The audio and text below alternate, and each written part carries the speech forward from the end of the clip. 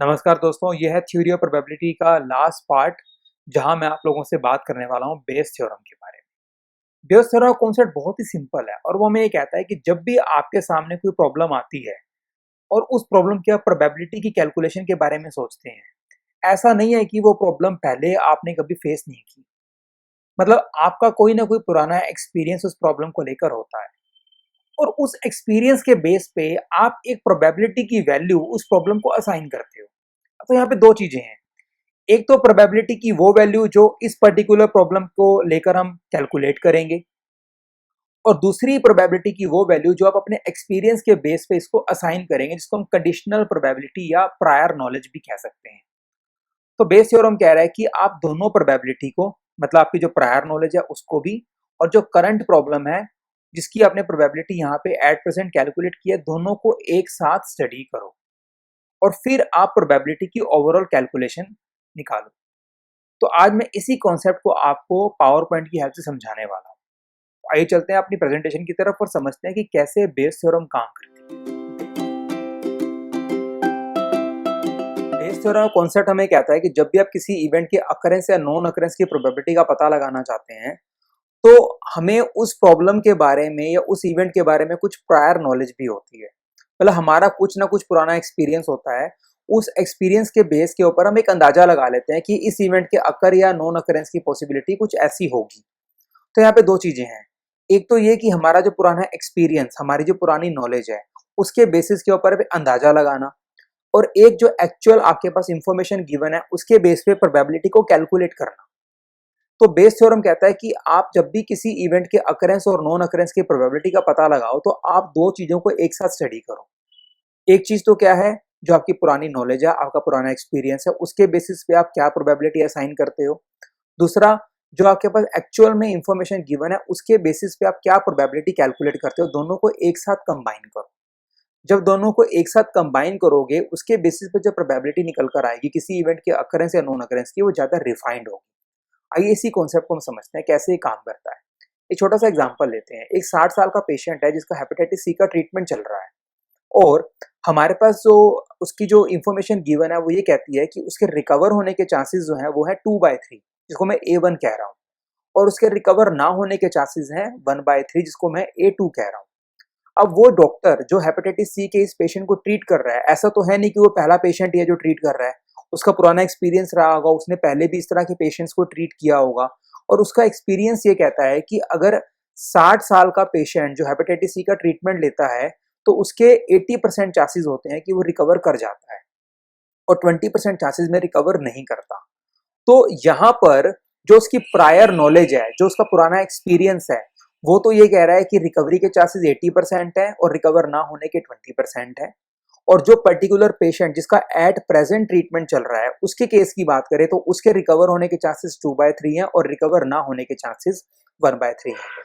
तो Bayes theorem कहती है कि आप इंडिविजुअल पेशेंट जिसका ट्रीटमेंट चल रहा है उसके ठीक या ना ठीक होने की प्रोबेबिलिटी के साथ साथ वो डॉक्टर जिसने पहले पुराने पेशेंट्स ट्रीट किए हैं हेपेटाइटिस सी के, उसके बेसिस पे जो उसका एक्सपीरियंस कहता है और उसको लगता है कि इसके ठीक होने की प्रोबेबिलिटी क्या होगी, उसको भी साथ में कंसीडर करो। तो मतलब कि अगर हम यहाँ पर उस पेशेंट जिसको हम ट्रीट कर रहे हैं 60 साल के पेशेंट को, उसके ठीक होने की प्रोबेबिलिटी का पता लगाएं, तो वो सिर्फ 2/3 नहीं होगी।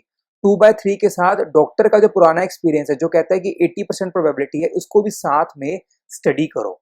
और अगर आप इन दोनों चीजों को एक साथ स्टडी करते हो तो इसको बेस थ्योरम कहकर हम बुलाते हैं। आइए इस पूरे कॉन्सेप्ट को हम कुछ एग्जाम्पल की हेल्प से भी समझते हैं। देखिए यहाँ पर हमें हमें मेन जो प्रॉब्लम है वो है एम और एन, मतलब हमें फेवरेबल केसेस और total number of equally likely cases का पता लगाना है। तो अगर हम प्रीवियस स्लाइड की बात करें, तो अगर हमें फेवरेबल केसेस और इक्वली लाइकली केसेस का पता लगाना है, तो जैसा मैंने यहाँ पर कहा आपको कि यहाँ पर आप सिर्फ इंडिविजुअल पेशेंट की रिकवरी को नहीं लेके चलोगे, डॉक्टर के पुराने एक्सपीरियंस के बेस पे जो उसने प्रोबेबिलिटी असाइन किया उसको भी कंसीडर करोगे। और जब आप दो चीजों को एक साथ स्टडी करोगे तो उसको कंपाउंड इवेंट कहेंगे, और जब इवेंट कंपाउंड होंगे तो रूल ऑफ मल्टीप्लिकेशन फॉलो होगा। तो मतलब हम क्या करेंगे, इस प्रोबेबिलिटी को 0.80 से मल्टीप्लाई कर देंगे। सिमिलरली अगर हम रिकवरी की बात ना करें, मतलब वो रिकवर नहीं करेगा, तो उसके फेलियर की जो पॉसिबिलिटी है 1/3 है, और डॉक्टर का पुराना एक्सपीरियंस कहता है कि इस तरह के केसेस की जनरल प्रोबेबिलिटी 0.20 होती है, तो इसको भी इसके साथ क्या करेंगे, मल्टीप्लाई करेंगे। तो यहाँ पर हम क्या करेंगे, हम प्रायर प्रोबेबिलिटी को लेंगे और जो पर्टिकुलर पेशेंट है उसकी जो प्रोबेबिलिटी है उन दोनों को एक साथ लेंगे, तो ये आ गया A1 एंड B। जैसे कि हम यहाँ पे कहेंगे 2/3 इंटू में 0.80, और दूसरे केस में हम क्या कहेंगे A2 एंड B मतलब 1/3 इंटू में 0.20। और क्योंकि देखो एक ही चीज होगी, या तो वो रिकवर करेगा या वो रिकवर नहीं करेगा, तो इवेंट्स क्या होगी म्यूचुअली एक्सक्लूसिव, मतलब occurrence of one event prevents the occurrence of another event, तो रूल ऑफ एडिशन फॉलो किया जाएगा। तो हम क्या करेंगे दोनों प्रोबेबिलिटी को आपस में प्लस कर देंगे, तो हमारे पास overall total number of equally likely cases निकल कर आ जाएंगे। तो यहाँ पर हम फिर क्या करेंगे प्रोबेबिलिटी का फॉर्मूला पुट करेंगे m/n का, हमारे फेवरेबल केस क्या हो गया रिकवर वाला P(A1 and B) divide by probability of B, मतलब total number of equally likely cases आ गए। और नॉट रिकवरी की बात करें तो probability of A2 and B divide by total number of equally likely cases मतलब प्रोबेबिलिटी ऑफ B। अब इसको हम आइए समझते हैं एक इलस्ट्रेशन से कैसे ये काम करता है। देखिए एक कंपनी है जो इंश्योरेंस करती है, उन्होंने 4,000 स्कूटर का, 8,000 कार का ड्राइवर का और 10,000 ट्रक ड्राइवर का उन्होंने क्या किया है इंश्योरेंस किया है। तो अगर हम सिर्फ बात करें एक्सीडेंट की, स्कूटर ड्राइवर की, कार ड्राइवर की और ट्रक ड्राइवर की जनरल बात करें, तो यहाँ पर अगर हमारे पास टोटल नंबर ऑफ जो इंश्योर्ड पीपल हैं वो कितने हैं 22,000। कैसे हैं 10,000 ट्रक ड्राइवर, 8,000 कार ड्राइवर और 4,000 स्कूटर ड्राइवर, तो ये आ गया। जिसमें से स्कूटर ड्राइवर के एक्सीडेंट होने की पॉसिबिलिटी क्या होगी m/n, मतलब 4,000 डिवाइड बाय 22,000 2/11। कार ड्राइवर कितने हैं टोटल 8,000, तो उसको हम इक्वली लाइकली केसेस से डिवाइड करेंगे तो 4/11। और ट्रक ड्राइवर क्या आ गया 10,000 डिवाइड बाय 22,000 दैट इज 5/11। लेकिन ऐसा तो नहीं है कि इंश्योरेंस कंपनी ने पहले लोगों का इंश्योरेंस नहीं किया या पहले एक्सीडेंट नहीं हुए। तो इंश्योरेंस कंपनी का पुराना एक्सपीरियंस ये कहता है कि जो स्कूटर ड्राइवर के एक्सीडेंट होने की प्रोबेबिलिटी है वो 0.01 होती है, कार ड्राइवर की 0.03 होती है और ट्रक ड्राइवर की 0.15 है, जिसको हम कंडीशनल प्रोबेबिलिटी कहकर भी बुलाएंगे, मतलब ये उनकी प्रायर नॉलेज है। बेस थ्योरम क्या कहती है एट प्रेजेंट जो केस है उसकी प्रोबेबिलिटी और जो प्रायर नॉलेज है उस कंपनी की उसको एक साथ स्टडी करो। तो देखिए यहाँ पर जो हमारे पास स्कूटर ड्राइवर के, कार ड्राइवर के और ट्रक ड्राइवर के एक्सीडेंट होने की पॉसिबिलिटी थी वो तो आगे 2/11, 4/11 और 5/11। इंश्योरेंस कंपनी का पुराना एक्सपीरियंस कहता है कि स्कूटर ड्राइवर के एक्सीडेंट की पॉसिबिलिटी 0.01 है, कार ड्राइवर के 0.03 है और ट्रक ड्राइवर के 0.15 है। हम इनको एक साथ स्टडी करेंगे तो इवेंट क्या होगी कंपाउंड मल्टीप्लाई कर दिया इनको आपस में, ये आगे 0.0018, 0.0109 और 0.068। और total number of equally likely cases निकालने के लिए क्या करेंगे इन तीनों का टोटल ले लेंगे जो कि आ गया 0.0807। तो अगर हमें पता लगाना हो कि यहाँ पर स्कूटर ड्राइवर के ओवरऑल एक्सीडेंट की पॉसिबिलिटी क्या है तो वो कितनी निकल कर आएगी, ये आ गया 0.0018 divide by total number of equally likely cases that is 0.0807, मतलब 0.022। कार ड्राइवर का निकालेंगे तो क्या हमारा फॉर्मूला रहेगा 0.0109 डिवाइड बाय 0.0807, तो 0.135 मतलब 13.5% पॉसिबिलिटी है कि कार वाले का एक्सीडेंट होगा। और अगर हम ट्रक ड्राइवर की बात करें तो 0.068 डिवाइड बाय 0.0807, तो 84.2% पॉसिबिलिटी है कि हमारे पास ये ट्रक ड्राइवर का एक्सीडेंट होगा। हम एक और एग्जांपल ले लेते हैं। हमारे पास दो बैग हैं, बैग ए और बैग बी। हमने एक गेम खेलनी है। गेम कुछ ऐसी है कि हमने एक सिक्के को उछालना है। अगर सिक्के को उछालने पे अगर हेड आ जाता है तो हम क्या करेंगे, यहाँ पर बैग ए में से बॉल निकालेंगे और वो जो बॉल निकालेंगे उसको हम फिर दूसरे बैग के अंदर शिफ्ट कर देंगे।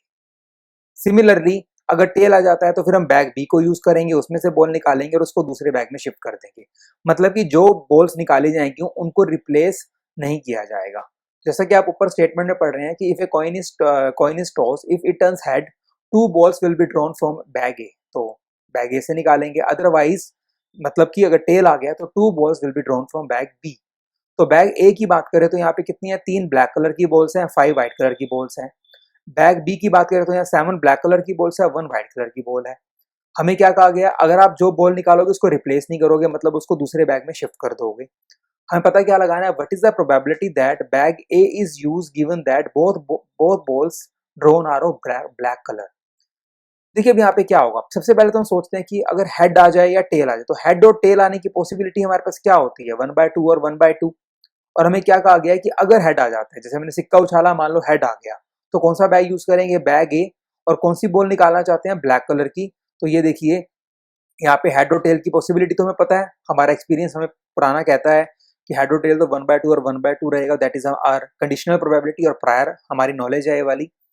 बैग ए में से अगर हमने ब्लैक बॉल निकाली, 2 ब्लैक बॉल निकाली हैं, तो देखिए पहली बार अगर ब्लैक बॉल निकालें तो टोटल नंबर ऑफ बॉल्स कितनी है हमारे पास यहाँ पर 1 2 3 8 और पहली बार जो हमारी जो ब्लैक कलर की बॉल है वो उसकी पॉसिबिलिटी क्या रहेगी 3/8।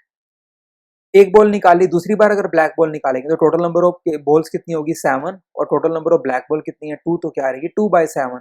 तो यहाँ पर हमारे पास पहली बार ब्लैक बॉल आने की पॉसिबिलिटी 3/8 है, फिर क्या है 2/7। मतलब इवेंट्स क्या है डिपेंडेंट है। इवेंट्स क्योंकि यहाँ पर अब देखेंगे, अब दूसरे केस के बारे में बात करें, टेल अगर अगर हेड नहीं आएगा तो क्या आएगा टेल आएगा, और अगर टेल आएगा तो कौन सा बैग यूज करेंगे बैग बी। तो बैग बी में से अगर ब्लैक बॉल पहली बार निकालेंगे तो पॉसिबिलिटी क्या रहेगी 7/8 और दूसरी बार निकालेंगे तो क्या आएगी 6/7। तो यहाँ पर हमने क्या ले लिया, दूसरी बार भी ले लिया बैग बी को।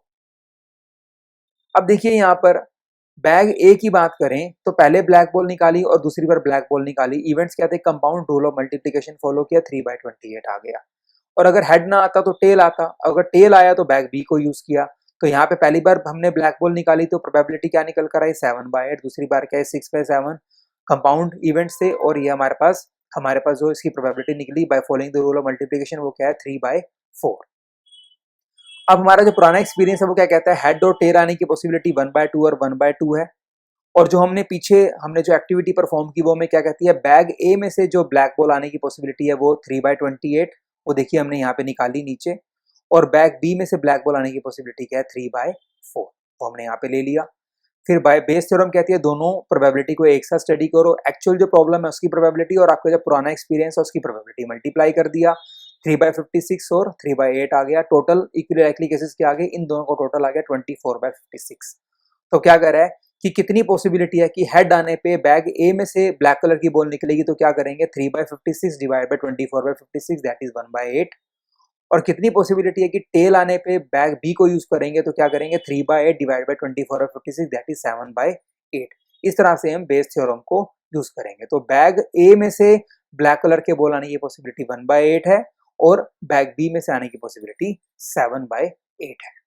सो now we are done with Bayes theorem और इसी के साथ मेरे थ्योरी ऑफ प्रोबेबिलिटी सीरीज भी यहाँ पे खत्म होती है। इसके बाद मैं एक बिल्कुल नई सीरीज आपके सामने लेकर आऊंगा जिसका नाम है फ्रीक्वेंसी डिस्ट्रीब्यूशन। आई होप आपको ये वीडियो अच्छा लगा होगा, इसको लाइक एंड शेयर करना ना भूलिएगा। अगर आपने मेरा चैनल सब्सक्राइब नहीं किया है तो प्लीज मेरे चैनल को सब्सक्राइब जरूर कर लीजिएगा। Thank you so much for watching these videos.